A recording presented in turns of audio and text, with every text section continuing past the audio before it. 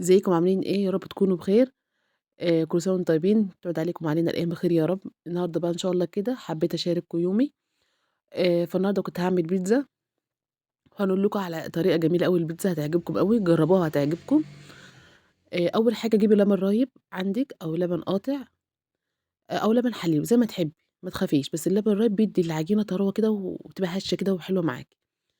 الكيلو الدقيق عليه بتحطي بقى اللبن الرايب اللي عندِك أو الكمية اللي عندِك، مثلًا كوبايتين لبن رايب، عليهم معلقة خميرة كبيرة، نُص معلقة ملح صغيرة، وبعدين تقومي رايحة بقى إيه، بعد ما تعملي دي كده تسيبيها إيه تخمر كده مع نفسها، وعليها 3 معالق سكر، 3 معالق كبيرة سكر أو ممكن معلقتين زي ما تحبي، وتسيبيها بقى إيه كده تطلّع إيه فيها كده يعني حاجات كام بقى كده صغيرة، وبعد كده تنزلي بالدقيق، تنخلي الدقيق عليها، ونُص معلقة بودر، ممكن ما تحطيش بودر برضه بتبقى هشة وجميلة، ما تخافيش أنا جربتها كده وكده، لو عندِك بودر حطي. بتفضلي بقى تقلبي فيها كده، ممكن تحطي معلقة خل، بس أنا ما باحطش خل، يعني طالما في بودر خلاص، وتحطي عليها بقى شوية زعتر كده لأن عجينة البيتزا بتحب الزعتر، وتخلّيها بقى إيه ماسكة معاكِ كده، ممكن تخلّيها ماسكة شوية بحيث تفرديها بدقيق على الرخامة وتحطيها في الصينية، وأنا ساعات إيه الصراحة باقوم رايحة فرداها إيه بنقطة زيت كده على الصينية وباسيبها إيه في الصينية، بدل ما أقعد إيه أعمل الرخامة وكده، زي ما أنتم بقى شايفين كده اتعجنت قدامكم، بعدين انزل بقى إيه بمعلقتين 3 زيت وألم العجينة تاني، تفضلي بقى تلميها كده. جرّبي العجينة دي وهتدعي لي، صدقيني جميلة أوي، بتبقى هشة وطرية، شايفين العجينة عاملة إزاي، شايفين؟ من غير لسه ما خمرتش، كنت باوريها لكم، باقوم بقى كده سِبتها هي غطّيتها بقى كده وسِبتها مع نفسها تخمر إيه براحتك، بس أهم حاجة سيبي الخميرة تخمر مع اللبن، سيبيها بس تخمر وبعد كده إيه اعمليها، المهم أنا كنت هنا كده باشوفها فلقيتها لسه، قُلت أسيبها تخمر كمان شوية، لقيتها بقى إيه ملت الصحن، باقوم بقى إيه كده أبدأ بقى إيه ألمّها تاني وأحطها بقى إيه تاني في الصحن، باحب إيه أبُص عليها كده أشوفها.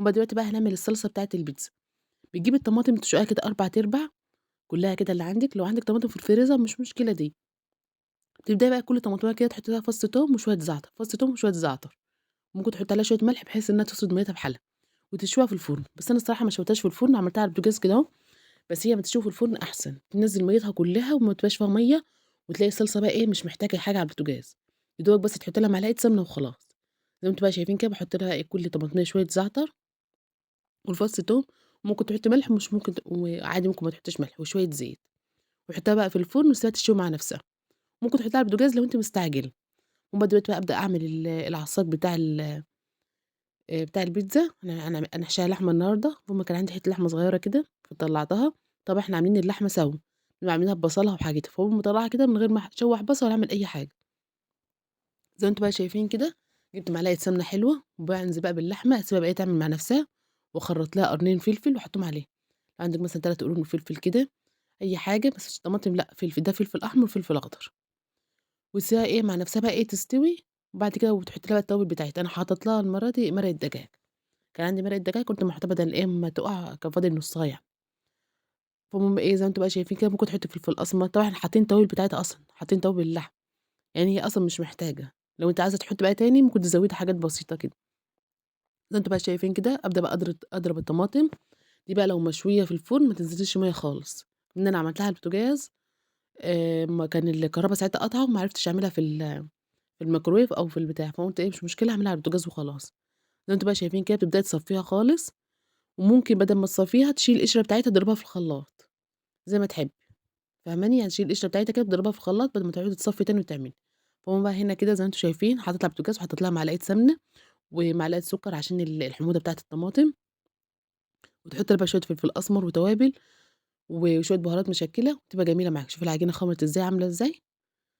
زي ما أنتم بقى شايفين كده أبدأ بقى أقطّعها، هاقطّعها إيه 3 حتت كده، أعملها 3 صواني إن شاء الله، المهم زي ما أنتم بقى شايفين كده بنقسّمها على حسب إيه، لو حتّة كبيرة نعملها صينية كبيرة، حتّة صغيرة نعملها صينية صغيرة، وأبدأ بقى إيه أفردها كده في الصينية، ممكن بقى تفرديها زي ما قُلت لِك على دقيق كده أهو بالنشابة أو بالسريع، بيبقى أحسن عشان ما تلزقش معاكِ، وتدهني الصينية زيت كويس عشان ما تلزقش في الصينية، لإن العجينة هنا ما كانتش ماسكة أوي، ممكن بقى تخلّيها ماسكة شوية، وتخلّيها جامدة وتفرديها إيه، زي ما قُلت لِك على الرخام.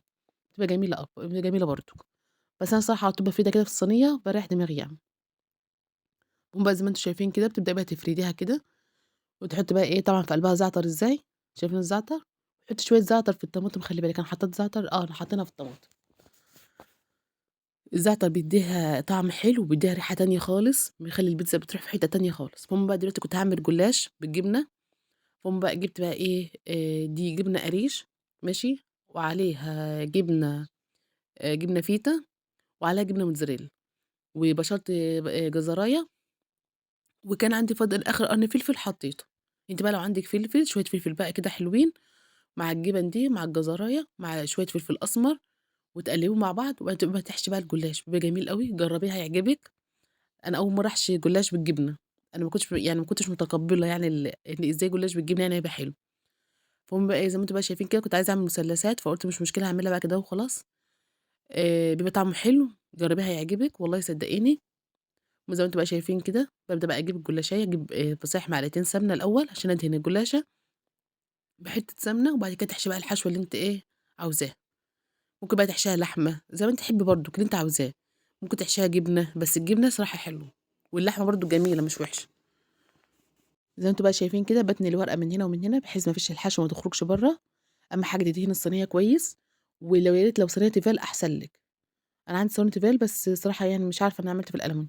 لو صينية تيفال أحسن لِك، لإني لسه هنحط لها بقى النور ساعتها بقى كان قطع، معلش الإضاءة مش كويسة أوي. لإني كنت باحط لها بقى ساعتها باجيب كوباية لبن عليها بيضة، وشوية فلفل أسمر وحبة ملح، الجلاش يشرب بقى من طعم الحاجات دي، وممكن تعمليه كده. بس أنا الصراحة أنا باحب باحط عليها بيضة ولبن، واحطها بقى في الفرن، أول ما آجي أدخّلها الفرن على طول. فهنا بقى كان النور قاطع، كنت باوضّب البيتزا، بادهنها بقى صلصة اللي إحنا عاملينها سوا، وبعد كده بتحطي بقى الحشو اللي أنتِ عاوزاه. بتحطي مثلًا حبة لحمة، مقطّعة فلفل تحطيه، طماطماية مقطّعاها كده بس شايلة القلب بتاعها عشان مَيّة، عشان ما تسردش مَيّة، فاهميني؟ أي حاجة اللي عندِك. المهم كنت بقى أنا باحط اللحمة كده، ما كانتش كتير أوي، بس هي الصراحة هي كانت طعمها جميل. البيتزا دي ممكن أقل حاجة عندِك تحطيها، يعني هي ما بتقولش لأ. يعني لو ما عندكيش أي حاجة خالص ممكن بتجيبي علبة تونة، أي حاجة اللي عندِك.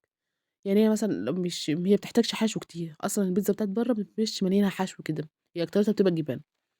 المهم زي ما أنتم بقى شايفين كده عملتها، وجبت بقى الجبنة الموتزاريلا حاطة عليها، ممكن بقى تجيبي جبنة رومي كمان تحطي عليها، جبنة شيدر، أهم حاجة نوعية الجبنة تبقى نضيفة عشان تسيح معاكِ. المهم بقى زي ما أنتم شايفين كده بابدأ بقى أحط الجبن كده، وأبدأ بقى أحطها في الفرن على نار عالية من فوق وتحت.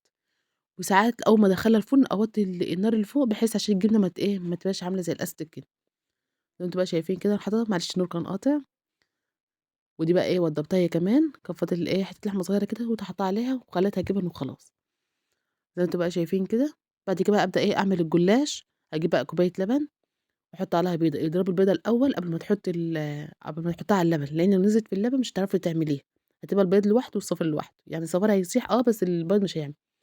زي ما أنتم شايفين بقى هي طلعت كده، وأبدأ بقى أحط بقى الجلاش في الفرن بالمرّة والفرن سخن كده، عليه فلفل أسمر، شوية ملح بحيث الجلاش يشرب منه، وبعدين تقطّعيه بقى عشان ما تقعديش تدوّخي نفسِك في التقطيع. بس يُستحسن تعملي صينية تيفال وادهني الصينية كويس عشان ما يلزقش منِّك. زي ما أنتم بقى شايفين كده، هابدأ بقى أقطّعها قدّامكم، بس هي كانت سخنة خالص ما كنتش عارفة نقطّعها، مش عارفة نمسكها. كنت باورّيكم العجينة، شايفين العجينة عاملة إزاي؟